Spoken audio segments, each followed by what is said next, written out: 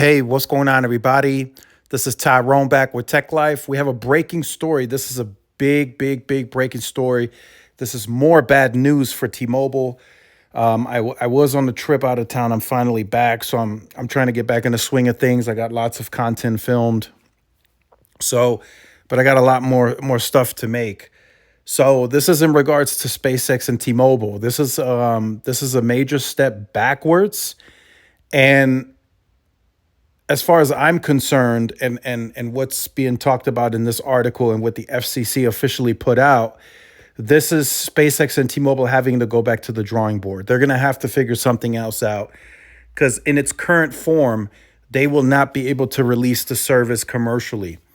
So after trying to convince, and they've been trying to convince the FCC for a while now, to reconsider its out of band power flux density limit of a negative 120 dBW slash M2 slash megahertz, the agency has come up with the decision the density limit will not be relaxed. And that's something that SpaceX and T-Mobile have been pushing for a while now. So to me, that tells me if SpaceX and T-Mobile can't get it to that limit, then the service is probably not going to work in the way that T-Mobile and SpaceX had envisioned it that it would work. So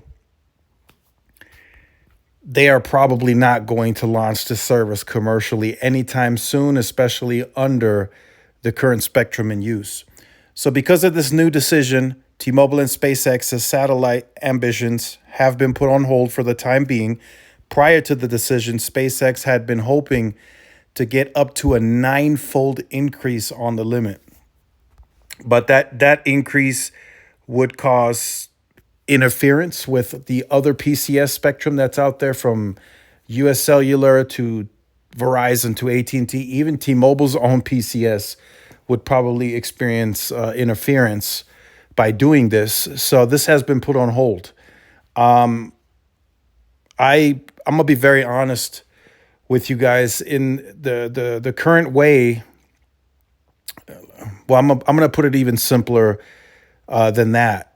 PCS is just not going to be used.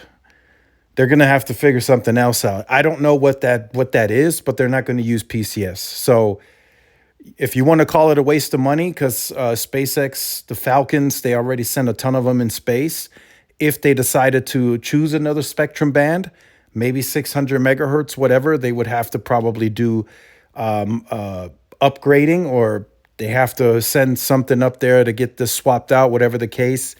They will not. I just don't see them using PCS. I'll be very honest.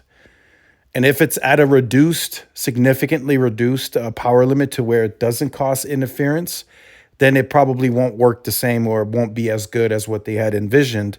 So why even attempt to launch it commercially? So this request got denied. Also, at the same time, Verizon and AT&T got their permission granted to launch commercially through AST.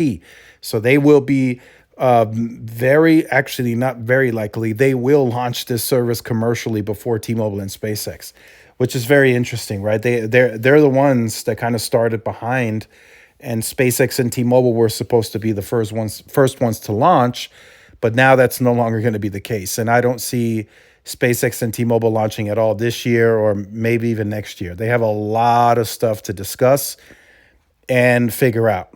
PCS is not the answer. I just don't see that being the answer anymore.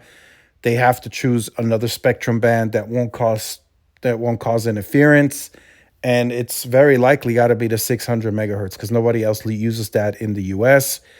But we will see what they come up with as a solution. For now, what we know, the FCC denied the request on the higher power limit, and T-Mobile and SpaceX have put their commercial launch on hold. And the fact that they've been trying to convince the FCC, I don't think there's anything else that they can do at this point in time to convince the FCC otherwise. I think this is set in stone, and they will have to figure out something else. So let me know your thoughts in the comments. Like, share, subscribe. See y'all in the next one. Peace.